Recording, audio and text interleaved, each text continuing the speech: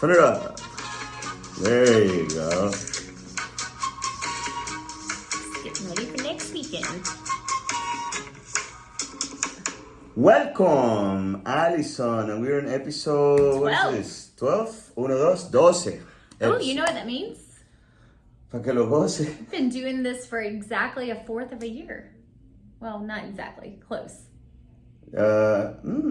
Yeah, so that's 12 episodes. That's 3 months. Yep, pretty good. Wow. And we're still doing this, huh? Thought we would have quit How by about now. this? Nah, let's do it all You the way hold to me the end. accountable. Once we do 100 episodes, then we're gonna look back and sit down and try to find out new people, because if we keep interviewing everybody here We're from gonna the be out of people. community. Chapin's not that big. Hey, no, seriously, if you know somebody that will be an interesting conversation, send it to us, Yeah. and we'll see if it's for real an interesting conversation or not. And if you think you would be an interesting conversation, let Yeah, us if you know. have something to say, and actually, let's rephrase it. How about this? We are interested in somebody that is active with the community, right? Correct. And when I say active with the community, it doesn't necessarily mean that you're running a non-profit or that you work for the government or that you work, when I say active for the community, you can be a private business owner or a board of any type of, or a director of any type of board, like a school teacher. Well, give me more examples, Alison. I mean, I think it could be anybody that is part of the community. I mean, it could be anything from someone who teaches swim lessons that might be something helpful for parents, to a restaurant owner, to a school board member. We're just trying to get the word out about Chapin and the surrounding areas, why we love living and working here, and just help the community and people that are interested in it. Yeah, we're trying to be... I remember, now we're talking about 3 months doing this. I remember our first episode, our conversation, what are we going to talk about? And we always said, well, let's just let it evolve itself and see. Because we didn't want this to be a real estate podcast. Yeah, well, we touch real estate, but but not boring. Not like telling you. Let me tell you about the numbers this week, how many houses have sold, that kind of stuff. I mean, you don't want to hear about housing market every day, right? No. I mean, even I get asked a lot, housing market. Do you want to tell people how housing market is? It's hot. It's actually really hot. We're, now that we touch real estate, we can't avoid it. But let me tell you, we've been having multiple offers again. I thought that those were gone. I'd hoped they were gone, but apparently not. Have you been in multiple offer in the last few weeks? Yeah, So I have been in multiple offers in houses that range from $250,000 all the way to $400,000. We had a multiple offer on a house that was over $400,000, and that's a tell story, Yeah. Because I haven't seen multiple offers on houses on $400,000 this year. Now I'm suddenly seeing one, and not involved in that one, on the late one, but without trying to make this too complicated to understand, I was showing a house that was at $470,000, and by the time I made the appointment, they told me we have multiple offers. Deadline is tomorrow by 2 p.m. So that's why I knew there were multiple offers. Even that we didn't offer on that. Makes sense? I don't know. Anyway, it depends. But yeah, the market's heating up, and we hope you'll call us if you have any interest in the market and buying or selling or learning more about it. But in the meantime, we were talking about our podcast and what's the direction that we're giving our podcast, right? correct. And I think that I'm very, very, very comfortable with this direction that we're giving, which is bringing people to talk with us about what they do and how that affects the community. I mean, like, if this is the first time that you listen to us, please feel free to go back and check out. I mean, we've had interviews with Billy Chastain, I call him the sheriff of Lake Murray. Yeah, he's the Lake Murray management guy. He knows all things Lake Murray. That was a great information there. We had a conversation with Greg Gerald, who's on the board member of the Timberlake Club, yep. and the club itself, which is the new name for the restaurant. Charlie Wessinger, Yes, our she's councilwoman. Lexington County Council. We had interviews with the ladies from Chapin Women's Club. They were lots of fun. They were lots of fun, and they were, involved with the community, and so on and on and on and on. I think that's something that I would like to listen to. Well, I think the cool thing for me is I've learned something new every week from each person we've talked to. I know, and that's crazy because you always say that you know it all and you act like you know it all, and now you're here in front of camera. Correcting myself, I don't know it all. Telling the million people watching right now That's that right. you're learning. Huh? The 12 people, I think we might be up to 12 now. No, but- we're up. We're up. Numbers are good. But I'm excited about our guest today. You are. I am, because I was sitting home the other day and I went, oh, shoot. We've got about 3.5 weeks left until the kids are out for summer. I can't quit work to stay home with them all summer long. What am I going to do with them? So our guest today has some great ideas of how to keep your kids active throughout the summer. And right here in Chapin, so you don't have to go anywhere to get your kids out of the house. That's right. Well, without further ado, why don't we introduce our next guest? Let's do it. All right.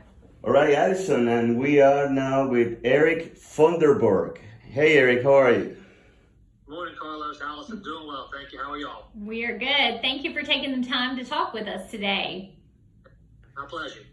All right, Eric, why don't you give us a little bit of a background of what do you actually do with Crooked Creek or the Earmore Recreation? What's the label per se? So I'm the athletic coordinator alongside a gentleman named Andrew Burns for Chapin. So we run in tandem all internal athletic programming for our Chapin parks, for IRMO Chapin Recreation Commission. So that'd be Crooked Creek Park, Melvin Park, and then our leased property at Chapin Elementary School. Great. Well, I know that a lot of parents right now are trying to plan for the summer, and I've seen some of the things come out from ICRC. So can you tell us a little bit about what athletics you have, events and camps that are planned for the kids for the Chapin area for the summer? Sure. So summertime is a heavy camp season for us. We're wrapping up our spring athletic season. So we'll shift focus here in a few weeks toward summertime. So as far as league play goes, we'll have summer basketball leagues for ages 9 to 18. That'll be at Crooked Creek Park, more organized play. There'll be indoor soccer instruction that will take place as well. But the bulk of our summer programming will focus on week-by-week athletic camps, half-day camps. So we'll have in excess of 13 of those covering pretty much any sport that we offer here, league-wise, including golf. That'll take place various weeks throughout the summer. So hopefully, if there's parents out there that are interested to get their kids signed up, we have something for them for sure. All right, so you mentioned golf. Where do you play golf? So we have a relationship with a local pro named George Bryan. He has a golf facility off Mount Vernon Church Road. So he offers lessons in the summertime. He offers tours, which are when they get to go out and play in the wintertime when the courses are a little slower and they can provide on-course instruction. But for summertime, he runs camps, clinics, that kind of stuff. All right. So what are the summer weeks that the camps will run?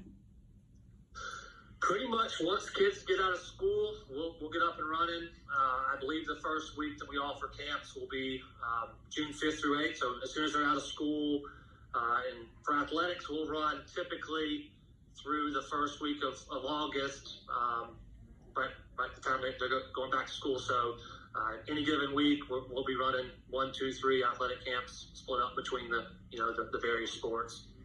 That's when you say athletic camps, that's completely different than safari camp. Yeah, we kind of safari, I guess, is our quote unquote daycare, our full day camp for kids that need to be here all day, parents working, whatever. So that falls in a little bit different, I guess, department than our camps, which again are more or less half days. Most of the athletic ones run 9 to noon when it's cool. There's also other programming camps as well that are 9 to noon, or some of them, the ones that are indoors, cooking camps. Other ones, they can be in the afternoons. And what is the price, Eric, that most of them run, like an average for the camps? Most of them that are, I guess, 12 hours for the week, they run Monday through Thursday, so any given camp that runs 9 to noon, you get 12 hours of instruction. Most of those run $70. Okay, that's not bad at all. And do the children, do they have to be in the 29036 zip code, or they can be from anywhere to take part? No, they don't have to be Chapin residents.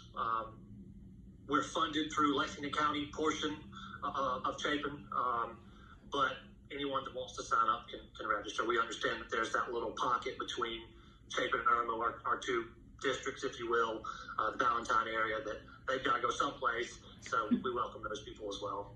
Okay. And is there any skill level required for any of the camps, or they're all just open depending on the age? No, they're open. I think most of the camps start at age 6. Mm-hmm. We're a rec agency, so that we take all comers. Most of the camps are taught by our local high school coaches, so it's really good that we have that relationship with them. Local people, people that hopefully, if the kid sticks to a sport, they'll see again down the road. The parents and the kids will. So no prerequisites. We take all comers. Gotcha. And when you're running camps, that means that you're stopping all the rec leagues for the summer.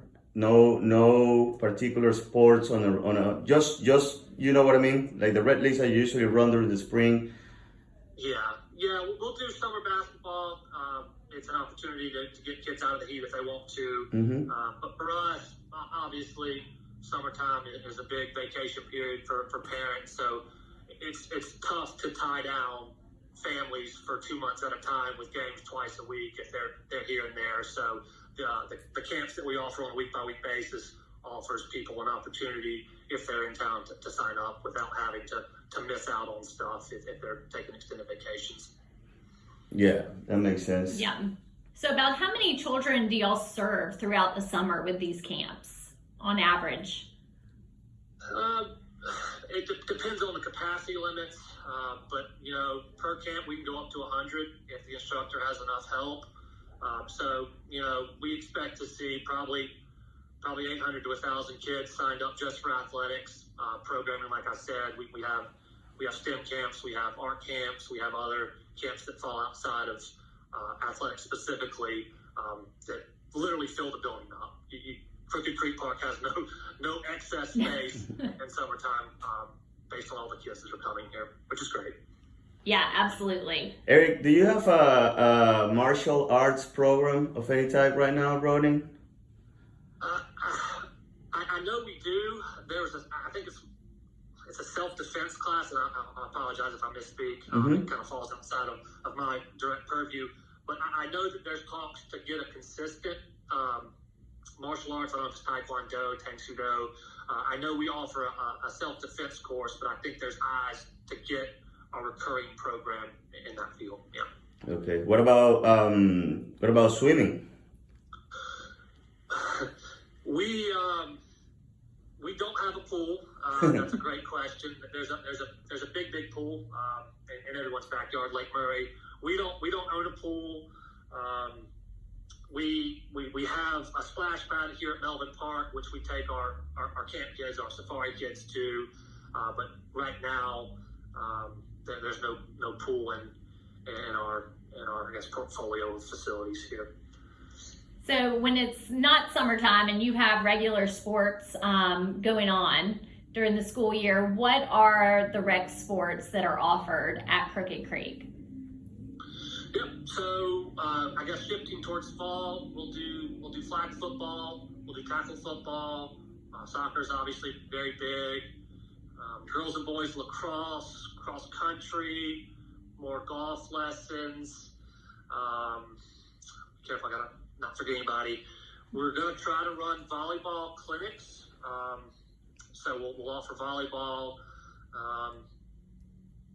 Wintertime, again, we'll come back to basketball and indoor soccer.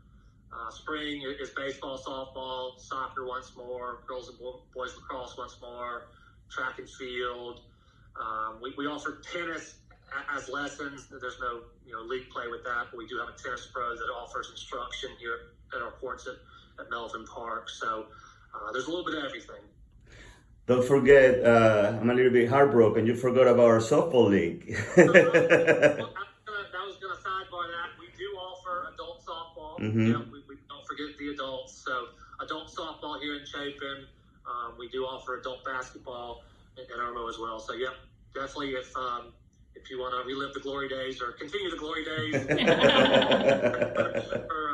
the adults. Hey, I still can play like the same way I was as 21. I think you get reminded quickly that you had a birthday yesterday. Yeah. You're starting to feel it now.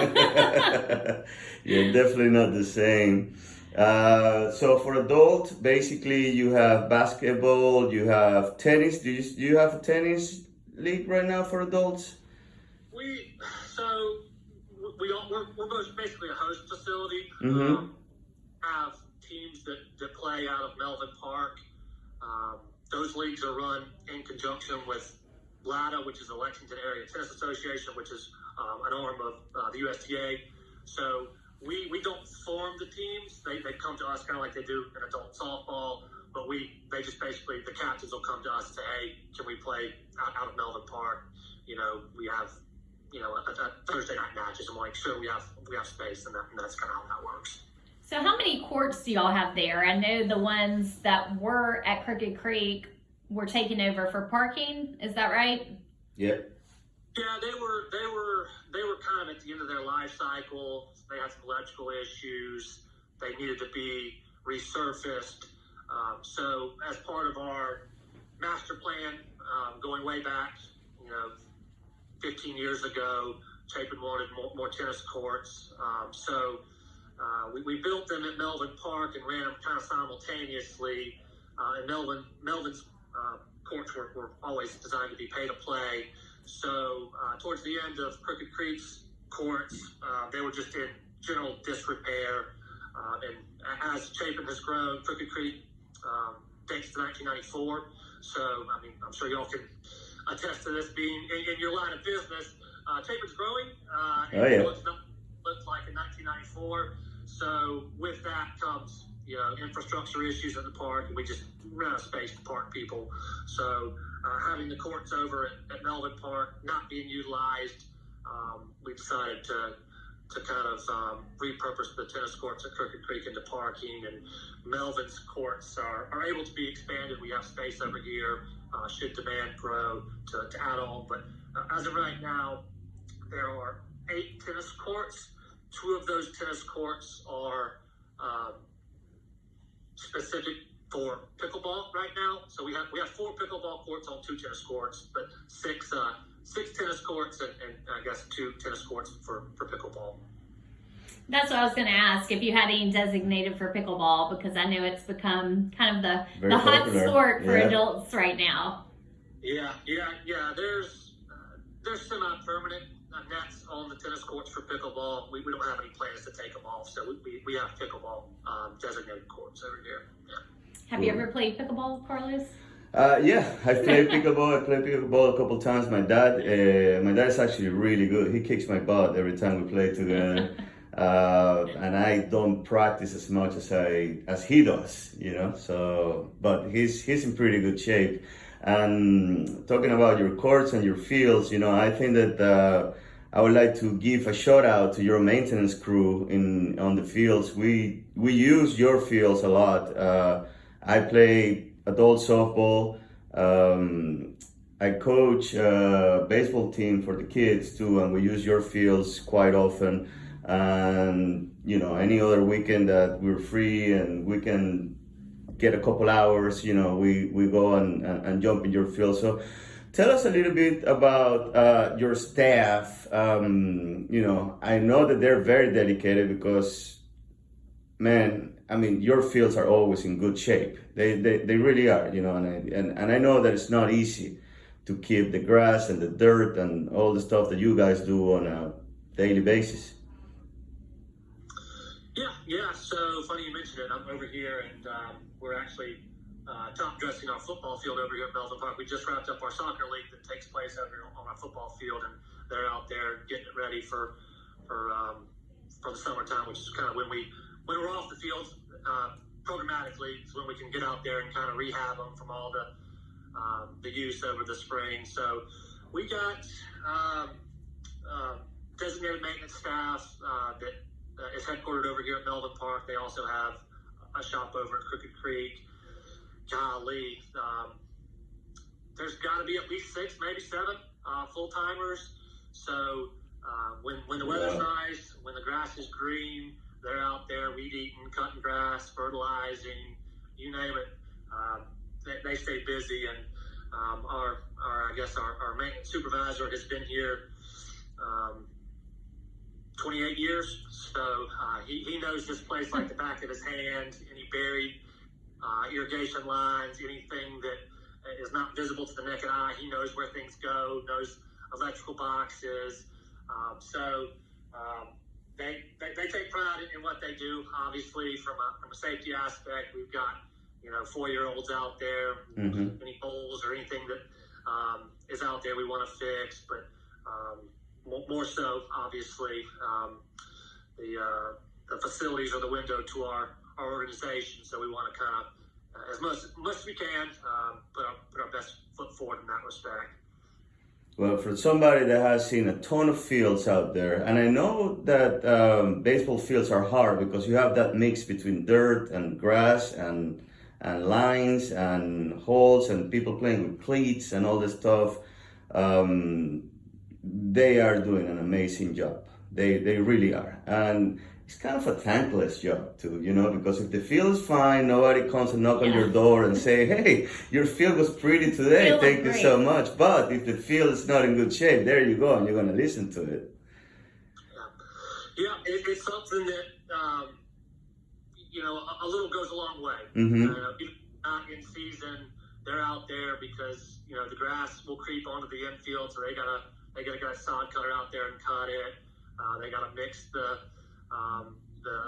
there's different, obviously, it's, I guess, dirt, but it's more clay. Mm-hmm. There's turfist that they have to put out there. So just kind of keeping fields somewhat playable in the off season goes a long way to where when we're starting up adult softball or baseball, they're not out of hand and they're easy to rehab. Keeping irrigation on it, pre-emergent stuff like that. Just for educational purposes, and I'm not going to want you to point a fingers at, but who makes the biggest mess? The baseball, the soccers, or the footballs? Well, honestly, baseball's fine because if it's raining, we just can't play, right? We're not going to stick out in the mud pit. Soccer and football, rain doesn't necessarily cancel the party. Mm-hmm. We're playing on grass. So typically, it's typically football just because there's hash marks, and so they're playing from the same corner up and down the field. You can spread kids out, But that being said, we play in different ecosystems between our parks. Some parks drain better than others. A lot of Chapin is rocky clay, mm-hmm. Right underneath the grass, and unfortunately, that's waterproof. So when it rains, the water just sits on top of the field. So soccer makes a mess, but that's more of a symptom of just the landscape. But football, for sure, if they get out there after it's rained or whatever, and we don't call games for the night, they're running up and down those hash marks. And since we only have one football field, we run practices and games through 2 age groups on that one field. It can get pretty banged up. Gotcha. Addison? Well, I just, as a parent, appreciate the opportunities that y'all present to our youth around here. I think we're very fortunate to mm-hmm. have you right in our backyard and just letting the kids be the opportunity to experience different sports that's what I really love about the summer camps is, you know, one of my 9-year-olds, she's excited because she's going to actually try some different things that she hasn't tried before, but it's not where you have to fully commit to a team for a season. You know, you can try it out, and then if you like it, then, you know, sign up for a season play. Yeah. For sure. Yeah, that's what we're here. We're here to create community, and we're grateful for the opportunity to do that. As you mentioned, having these camps is kind of an appetizer. You get little doses of it, and if you like it, you can join a team in league play. So it's a lot of fun. It really is. Come summertime, hearing all the kids laughing and playing and having a good time, it really kind of brings it home what we're trying to accomplish here.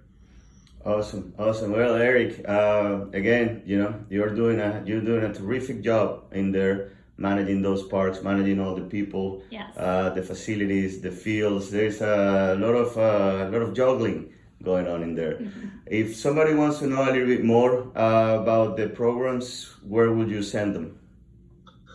Hopefully they get our activity guide in the mail. If they don't, we publish those quarterly. We do have a digital version online, www.icrc.net. There's a staff directory. If they have questions on specific departments, they can reach out to the appropriate programmer. But our website would be a good place to start if you just kind of want to get the basics.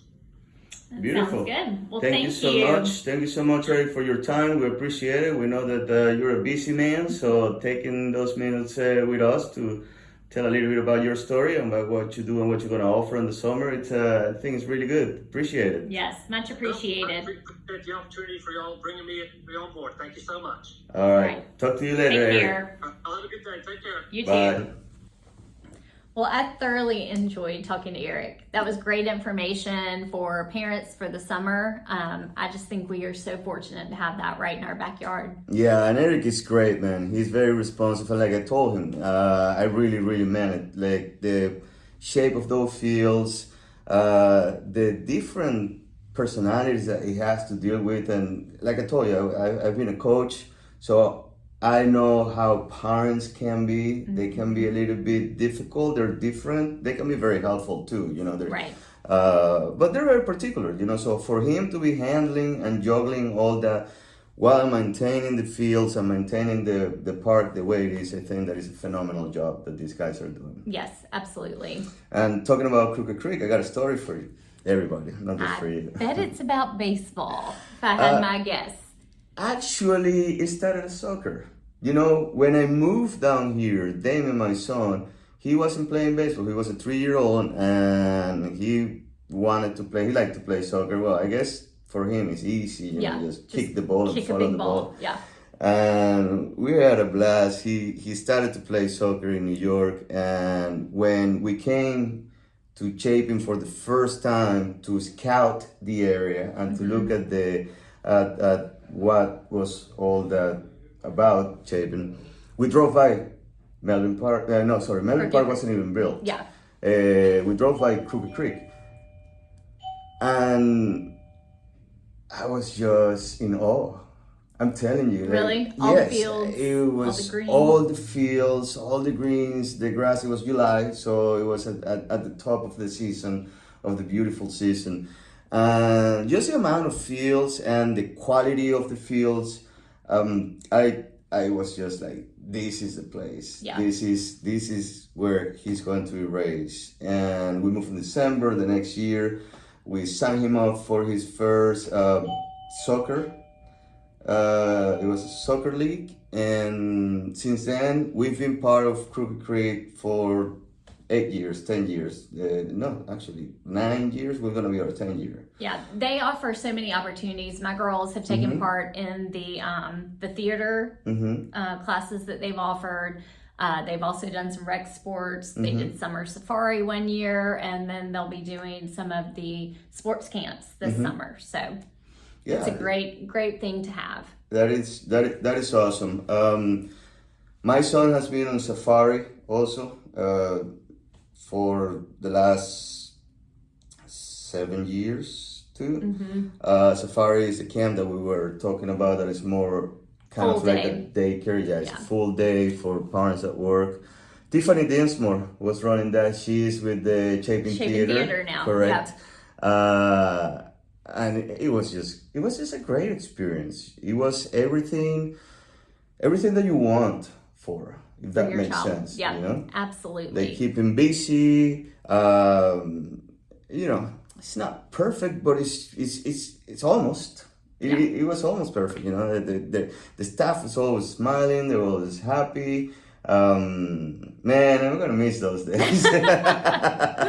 Well, if you're interested, you can find out more information, like Eric said, on their website, www.icrc.net. Correct. Is that right? Mm-hmm. So check it out. And Eric just touched the athletics part. There is a lot more that is just not athletics. You know, like you said, there's theater classes. There are robotics. I saw a lot of robotics. Yeah, there's some STEM camps. There's some STEM. They have so much to offer. Pottery. Is that how you say it? Yeah, pottery. Look at me. Huh? Anyway, we're 30 minutes right on the nose. Yep. Thank you so much for listening and watching. And we can't wait for our next episode. It's going to be a good one. Don't miss it. It's going to be fun. Anyway, Addison. Carlos. We're going to count to 11 in Spanish. 200. 1, 2, 3, 4. Bye, guys. Bye.